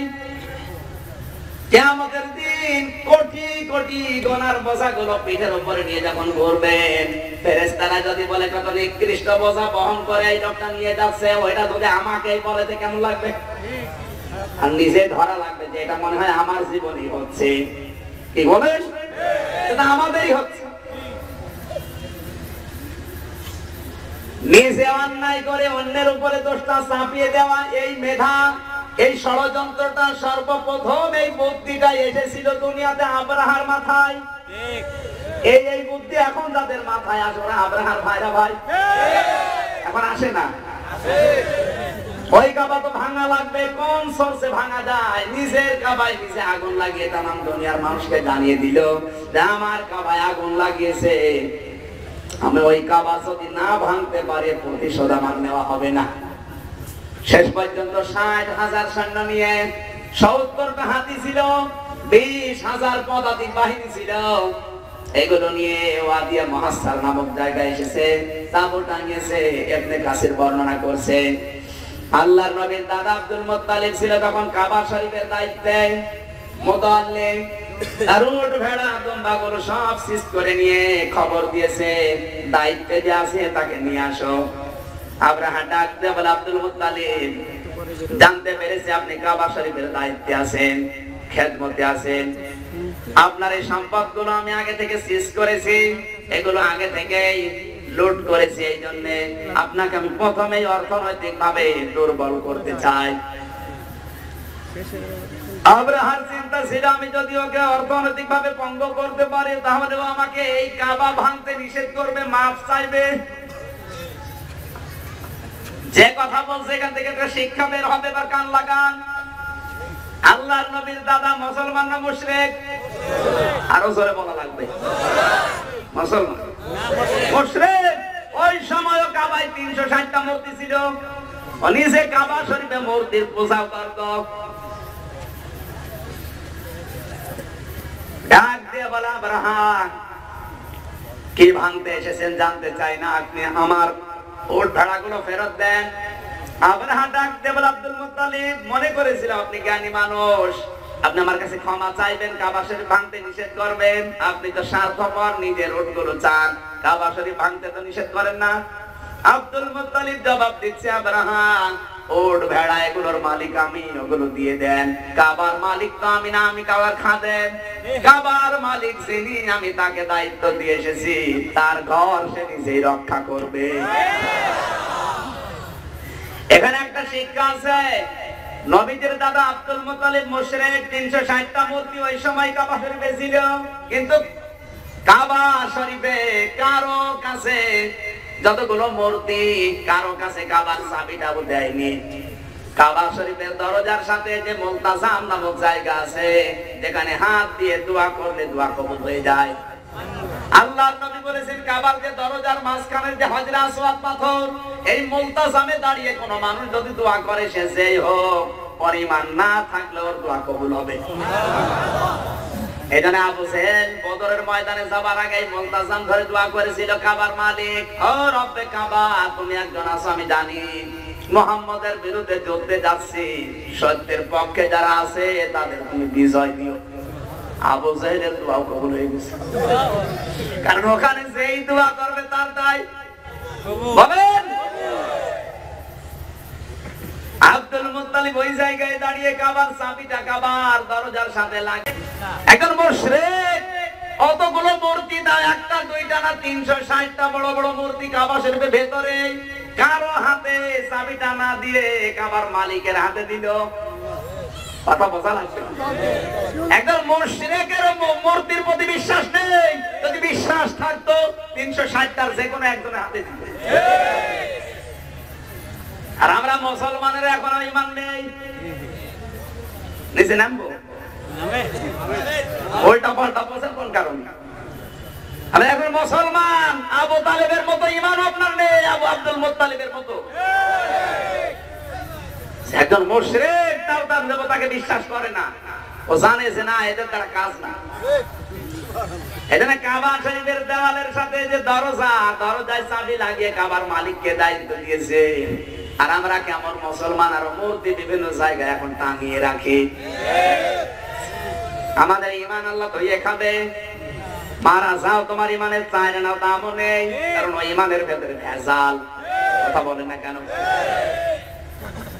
তাড়াতাড়ি করে নিজের আত্মীয় স্বজন যারা আশপাশে আছে মক্কার এই কাবা শরীফের পাশে সবাইকে বললেন তোমরা এখান থেকে চলে যাও, 2 কিলোর ভেতরে কোনো মানুষ থাকা যাবে না, কারণ আমার আল্লাহ নিজে এখানে কাবা শরীফ হেফাজতের দায়িত্ব পালন করবে।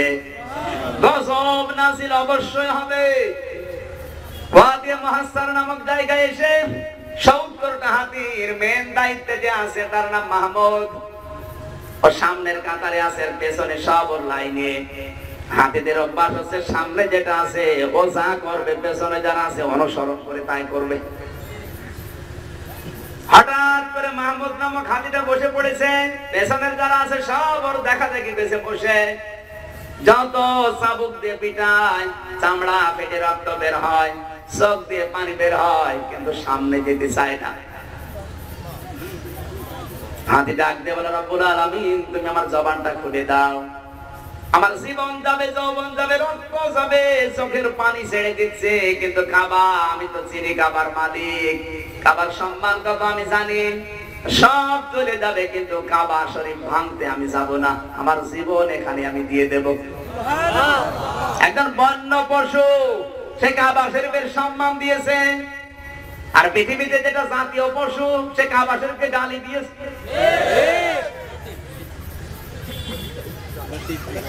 রাগ হয়ে গেল? একটা পশু তাও কাবার সম্মান বসে, আর পৃথিবীর জাতীয় পশুটা কাবা শরীফকেও গালি দিয়েছে। একদম ভালো জেলখানায় ছিল, বাইরে থাকলে মুসলমানের পশু খুঁজে পেত। বলুন,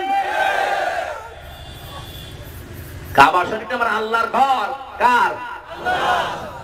আমার ঘরের সম্মান যেমন আমার কাছে আছে, কাবা শরীফের সম্মান আল্লাহর কাছে ওইরকম। চোখের পানি ছেড়ে দিয়েছে। কোন মজলুম যদি মন থেকে কিছু আল্লাহর কাছে বলে, ওটা কিন্তু সরাসরি আরো সে ধাক্কা দেয়। সে মজলুম পশু পাখি হলেও কান খাড়া করো মুসলমান। তোমার অত্যাচার জুলুম নির্যাতনের কারণে কোন মজলুম যদি মন থেকে আল্লাহকে কিছু বলে, আল্লাহর কসম ওইটা সঙ্গে সঙ্গে আরো সে চলে যাবে। এই মাহমুদ নামক হাতি যে আকুতি করেছে ওটা পৌঁছেছে কোথায়? আল্লাহ আরো জোরে বলেন। সঙ্গে সঙ্গে আমার আল্লাহ গজব নাযিল করার জন্য সিদ্ধান্ত নিলেন। জান্নাত থেকে আবাবিল পাখিদেরকে ডাক দিয়ে বললেন জাহান্নামের ওই ছোট্ট ছোট্ট কঙ্কর গুলো নিয়ে যাও। মুখে একটা, 2 পায়ে 2টা নিয়ে পাঠিয়েছে, যাও ওয়াদি মুহাসসার নামক জায়গায় এসে যার পিঠে ফেলে কাসমিম মাকুল। পশু পাখি যেমন খাবার খাওয়ার পরে জাগর কাটে, কি এই যে পোকা যেগুলো পাতা খায় দেখবেন, আম পাতা, জাম পাতা, কলা পাতা পোকা খাচ্ছে। ইনপুট একরকম, আউটপুট আর একরকম। কথা বলছেন? হাজারো রকমের পাতা যদি এই পোকা খায়, ওই সময় চিহ্নিত করা যায় এটা আমের পাতা, এটা জামের পাতা, এটা কলার পাতা, কিন্তু পেছন দিয়ে যখন বের হয় তখন আপনি আলাদা করতে পারবেন না। আল্লাহ বলেন কাসমিম মাকুল ওই রকম হয়েছিল। এই আবাবিল শুধু একটা পাথর দিয়েছে, যার উপরে ফেলে ঠিক ওই রকম হয়ে যায়। এখন কোনটা হাতি, কোনটা মাটি, কোনটা মানুষ আর বোঝা যাচ্ছে না, সব সমান হয়ে গেছে। প্রতিটি তাফসীরে মাসারিতে আছে, প্রতিটি পাথরের সাথে নাম লেখা ছিল, এটা পড়বে অমকের ছেলে অমকের ঘাড়ে। এক পাখি চিন্তা করছে এটা তো পড়বে অমকের ঘাড়ে, কই সেই লোকটাকে তো দেখি না। ও শয়তান আগে দৃশ্য থেকে পালিয়েছে, পালিয়ে এক পাহাড়ে আশ্রয় নিয়েছে। পাখি চিন্তা করে কই তাকে তো পায় না, পুরো ময়দান খুঁজে দেখে না, নেই, ওই যে পালিয়ে যাচ্ছে। তাড়াতাড়ি করে উঠতে উঠতে যে ওই পাহাড়ের উপরে পেড়েছে, ওরা পাহাড়টা একেবারে ভস্মীভূত হয়ে গেছে। আল্লাহ বলেন আমি কাউকে কিছু বলি না, কিন্তু যদি কাউকে ধরি ওকে আর ছাড়ি না। আজ পৃথিবীতে অনেক খেলা ঢিল দিয়েছে, ওরা ঢিল পেয়ে মনে করছে কি হনু রে।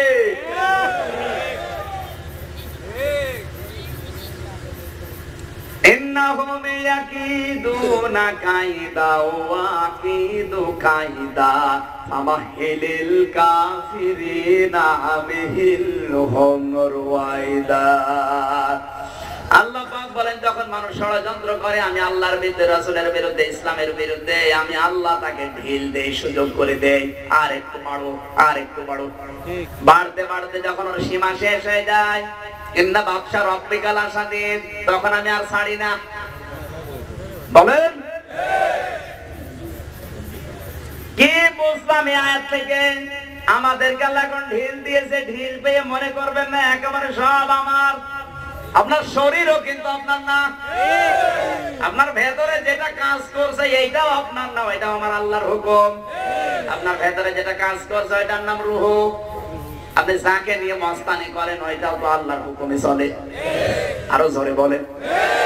এমনকি আপনার নাক আপনার না, পায়খানায় যে বসে যদি বলেন এই আমি কিন্তু বড় অফিসার, গন্ধ যেন না লাগে, নাক বলবে বেটা আগে নাক ধর। নাক না ধরে যত অফিসারের পরিচয় দেয় আমি গন্ধ ঢকবই, কারণ নাকের কাজই ওইটা। কথা বলুন, আপনার নাক আপনার কথা শোনে না।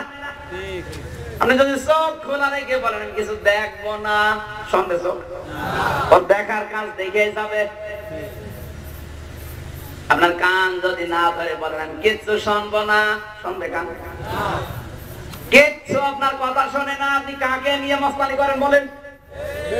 কাকে নিয়ে অহংকার করছেন? অহংকারের একটা জিনিস আপনার ভেতরে নেই, এমনকি যেটা আপনার এই বাম স্তনের 2 আঙ্গুল নিচে নড়াচড়া করছে তার নাম কলব, ওইটাও আল্লাহর নিয়ন্ত্রণে। আল্লাহ পাক বলেন ওইটা আমার হুকুম মতো চলে। আমি যদি এখনই বলি বের হয়ে যা, তামাম দুনিয়ার সব বাবা মিলে ওইটা ঠেকাতে পারবে না। কিচ্ছু নেই তোমার আয়ত্তে, আর তুমি লাফাও। এই জন্য বাদশা রব্বিকাল আসাদিদ দিয়েছে। কাউকে কিছু বলি না সহজে, কিন্তু যারে আমি ধরি ওরে আর ছাড়ি না। আল্লাহ যেন ধরার আগে আমরা পরিবর্তন হই। জোরে বলেন আমিন। কয়েক মিনিটের ভেতরে সব আল্লাহ শেষ করে দিলেন। রব্বুল আলামিনের নবী সবে মাত্র জেল থেকে বের হয়ে এসেছেন, সবে মাত্র কালকে বের হয়েছেন, আজকে এই আলাপ দ্বারা সূরা নাযিল হচ্ছে। নবীজি মন বিমর্ষ, যে জেলখানায় ছিলাম।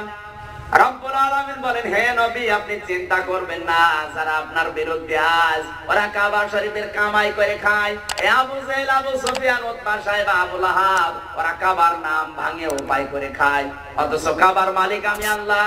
আমি আপনাকে পাঠিয়েছি আমার রিসালাত দিয়ে, আমার কোরআন দিয়ে, আমার বিধান দিয়ে। আমার বিধান ওরা মানে না, ওদেরকে আমি স্মরণ করাচ্ছি এখন।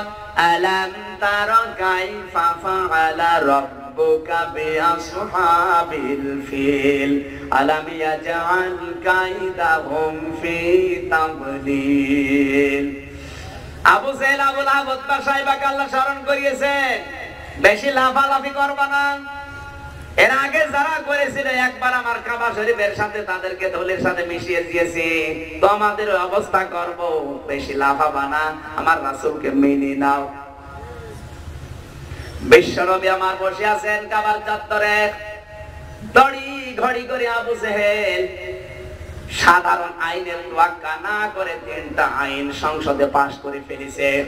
বাংলাদেশে এখানে আইন পাশ হয় এই জায়গার নাম সংসদ ভবন, ভারতে যেখানে আইন পাশ হয় ওই জায়গার নাম লোকসভা, আমেরিকায় যেখানে আইন পাশ হয় জায়গার নাম হোয়াইট হাউস। কথা বলছে না কেন? আবু জেহেল যেহেতু রাষ্ট্র ক্ষমতায় ছিল, তারও একটা সংসদ ছিল, তার একটা আইন পাশ করার জায়গা ছিল, ওই জায়গার নাম দারুন নাদওয়া। দারুন নাদওয়ার এই সংসদ ভবনে তড়ি ঘড়ি করে সাধারণ আইনের তোয়াক্কা না করে 3টা বিল পাশ করে ফেলেছে। আল্লাহ পাক ওই কথাটা শুধু আবু জেহেলের ওই কথাটা নবীকে না, কিয়ামত পর্যন্ত নবীর অনুসারী যারা আসবে তাদের বিরুদ্ধে ওই 3টা ষড়যন্ত্র আবু জেহেলের পেতার তারা করবে। আল্লাহ দুনিয়ার মানুষকে সতর্ক করার জন্য কোড করে দিয়েছেন। সূরার নাম সূরা আনফাল 9 নাম্বার পারা 19 নাম্বার পৃষ্ঠা 6 নাম্বার লাইনে 3 নাম্বার উপর 30 নাম্বার আয়াত লিখে নেন। তাফসীরে তাবারির ভেতরে আছে।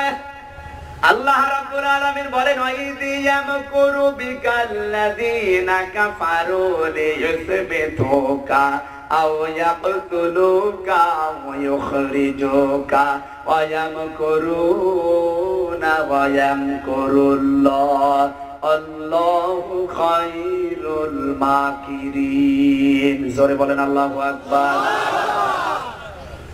আল্লাহ রাব্বুল আলামিন বলেন, স্মরণ করুন নবী আপনি ওই সময়ের কথা যখন তড়ি ঘড়ি করে আবু জেহেল তিনটা আইন আপনার বিরুদ্ধে পাশ করে ফেলেছে।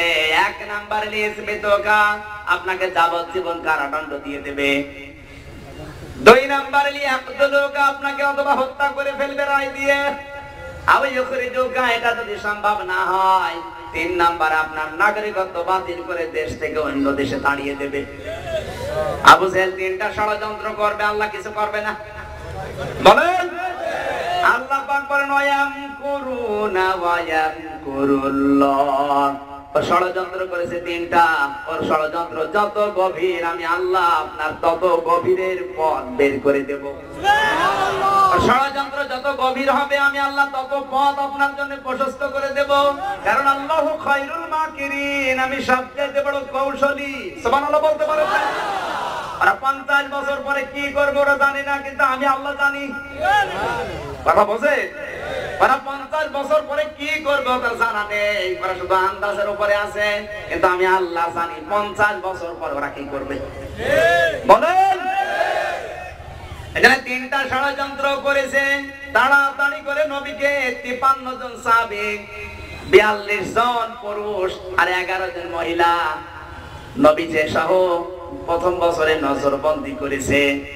এবার একটা করুণ কথা বলবো, তাফসীর সিরাত ইবনে হিশাম থেকে 54 নাম্বার পৃষ্ঠায় আছে, একটু কান খাড়া করে মিলাবে। এই 53 জন মানুষকে প্রথম বছরে নজরবন্দি করেছে। আবু জেহেল দুনিয়ার মানুষকে জানিয়েছে মুহাম্মদকে এখন শাস্তি দেওয়া জাতীয় দাবি। আপনি যুগে যুগে দেখবেন যারা জালেম, ওই মানুষগুলো সাধারণ কোন মানুষকে যদি প্রথমে আটকায়, একবারে আটকায় না, প্রথমে আটকিয়ে নজরবন্দি করে, দুনিয়ার মানুষকে টেন্ডার কল করে জানিয়ে দেয় এদেরকে শাস্তি দেওয়া জাতীয় দাবি। জেলখানার ভেতরে নেওয়ার পর দ্বিতীয় বছরে আইন পাশ করেছে, নবীদের সাথে কেউ দেখা করতে পারবে না, খাবার দিতে যেতে পারবে না, ওর সাথে সব সম্পর্ক ছিন্ন। তৃতীয় বছরে আমার অবস্থা হয়েছে, খেয়ে না খেয়ে বিশ্ব নবী একেবারে দুর্বল হয়ে পড়লেন। 3 বছরের মাথায় শেষ হয়ে গেল। আজকে রাতে আবু জেহেল 6 জন মানুষকে নিয়ে সিদ্ধান্ত নিয়েছে, বুদ্ধিজীবী, প্রধান উপদেষ্টা, প্রধান বিচারপতি আর নিজের 3 জন মন্ত্রী, এই 6 জনকে নিয়ে দারুন নাদওয়ার বৈঠকে বসে গোপন সিদ্ধান্ত নিয়েছে আজকে মুহাম্মদকে দুনিয়া থেকে বিদায় করা হবে। এই খবর কেউ জানে না, শুধু একজন জানে, আল্লাহ। বলে আমার আল্লাহ বলেন আল্লাহু খায়রুল মাকিরিন, আমি যে উত্তম কৌশলী তার বাস্তব প্রমাণ। এই আয়াতটা প্রধান উপদেষ্টা আবু জেহেলের যেই লোকটা, ওর নাম হিশাম ইবনে আমর, 82 বছর বয়স, সিদ্ধান্তটা শোনার পরে বাড়িতে গেছে। আজ আর ঘুম আসে না, এত চেষ্টা করে কিন্তু কোনো ঘুম ওর চোখে নেই। ওর ঘুম নষ্ট করে দিয়েছে কে? আল্লাহ। আরো জোরে বলে, ঘুমটা যখন নষ্ট হয়ে গেছে বারবার পায়চারি করে ঘরের ভেতরে। স্ত্রী ডাক দিয়ে বলে কি হয়েছে, আজকে ঘুম আসতে চায় না কেন? হিশাম ইবনে আমর বলে, স্ত্রী এতদিন চাইছিল, আজকে আবু জেহেল সিদ্ধান্ত জানিয়েছে এই 53 জন মানুষকে আজকে রাতে মেরে ফেলবে। এতগুলো ভালো মানুষ একবারে মারা যায়, এটাকে সহ্য হয় বলো? স্ত্রী বলে তুমি কি করতে পারবে? কিছু করতে পারবে না, কারণ কিছু করতে গেলে তোমার আবু জেহেল ছাড়বে না। বলে আমার জীবনের চিন্তা আমি করি না, আমি চিন্তায় আছি যে এতগুলো ভালো মানুষ আমার সামনে মারা যাবে, আমি মানুষ, আমার বিবেকের কাছে আমি কি রায় দেব? কি বুঝলাম এখান থেকে? হিশাম ইবনে আমর মুসলমান না, সে একজন কাফের, তার ঈমান নেই কিন্তু বিবেক আছে। এক কথা বোঝা লাগবে। আজ পৃথিবীতে তাকিয়ে দেখবেন সাধারণ নিরপরাধ মানুষকে যখন জুলুম অত্যাচার নির্যাতন করা হয়, কেউ কিছু না বললেও অনেক মুসলমান কিছু বলে না, কিন্তু অনেক বিধর্মী যাদের ঈমান নেই, বিবেক আছে, তারা প্রোটেস্ট করে। এই মায়ানমারে মুসলমান হত্যার কারণে অনেক মুসলিম দেশ নীরব ছিল, কিন্তু অনেক কাফেরের রাষ্ট্র তাদের বিবেক আছে, বিবেকের তাড়নায় প্রতিবাদ জানিয়েছে।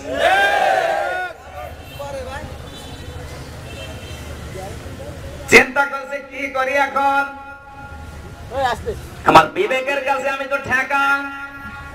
ওই রাতে রাত 12টা বাজে, ঘুম যখন আসে না, এক পা দুই পা করে শীতের রাত, লাঠি নিয়ে 82 বছরের মুরব্বী মানুষ ঠুক ঠুক করতে করতে গেছে এক বাড়িতে। যার বাড়িতে গেছে তার নাম জুহাইর ইবনে আবু উমাইয়া। এছিল আবু জেহেলের মানুষ খুন করার মেশিন। বুঝেন, আজ পৃথিবীতে অনেক নেতা আছে, নিজে কিছু করে না, লোক রেখে দিয়েছে, তারা গোপনে মানুষ খুন করার মেশিন। এই লোকটা ছিল আবু জেহেলের এরকম ডাইন হাত। রাতের বেলাও বাড়িতে গেছে, বাড়িতে যাওয়ার পরে দেখে ঠক ঠক করে আওয়াজ দেওয়ার পরে বেরিয়ে এসেছে। কি মুরব্বী, এত রাত্রে? বলে ঘুম আসে না কেন? ক্ষমতায় আছে তাও ঘুম আসে না? বলে না, আমার বাড়িতে এক অশান্তি চলছে। কারণ জুহাইর হচ্ছে নবীজির 3 মাসের ছোট। উম্মে আইমান রাদিয়াল্লাহু তাআলা আনহা এই জুহাইরের মায়ের বোন, ছোট বোন। উম্মে আইমান রাদিয়াল্লাহু তাআলা আনহার কাছে নবীজিকে তার মা রেখে গিয়েছিল। ওই আবওয়া নামক স্থানে যখন ইন্তেকাল করে, এই মেয়েটার হাতেই নবীকে রেখে দিয়েছিল। ডাক দিয়ে বলেছিল, উম্মে আইমান, আমার মুহাম্মদকে তুমি দেখে রেখো। তো মহিলা মানুষ কি করবে? ওই সময় নবীজিকে নিয়ে নিজের বোন, তার মানে জুহাইরের বাড়িতে। ওই সময় জুহাইরের বয়স মাত্র, নবীজির বয়সের চাইতে 3 মাসের ছোট ছিল। বাড়িতে পৌঁছানোর পরে জুহাইরের মা নবীকে ছোটবেলা থেকে লালন পালন করেছে। অনেকদিন পর্যন্ত খোঁজ খবর নেই। আজকে হঠাৎ জিজ্ঞাসা করছে জুহাইর, জানতে পেরেছি মুহাম্মদ যে তোমার ভাই হয় ছোটবেলার, সে নাকি জেলখানায়। শোনো, আমি মা বলছি, তুমি যদি তাকে মুক্ত করতে না পারো, আমি কিচ্ছু বুঝি না, শুনেছি তুমি আবু জেহেলের মানুষ খুন করার মেশিন। যদি তাকে মুক্ত করতে না পারো, আমার এই দরদের সন্তানটা, সে তোমার ভাই, ছোটবেলায় তার এতিম চাহনি আমাকে পাগল করেছে। তুমি যদি তাকে মুক্ত করতে না পারো, আমি মা বলছি তোমার পরিচয় আমি আর কোনোদিন দেব না। জুহাইর বলে, মুরব্বী আপনি এসেছেন, আমি আসি আমার মায়ের টেনশনে। মুরব্বী বলে, কি করবা? বলে, কি করবো জানি না, আমার মায়ের টেনশন মেটাতে হলে এখন তাকে আমাকে মুক্ত করাই লাগবে। এইরকম ধরনের মানুষ যদি মন চেঞ্জ হয়ে যায়, মুরব্বীর সাহস বেড়ে গেছে।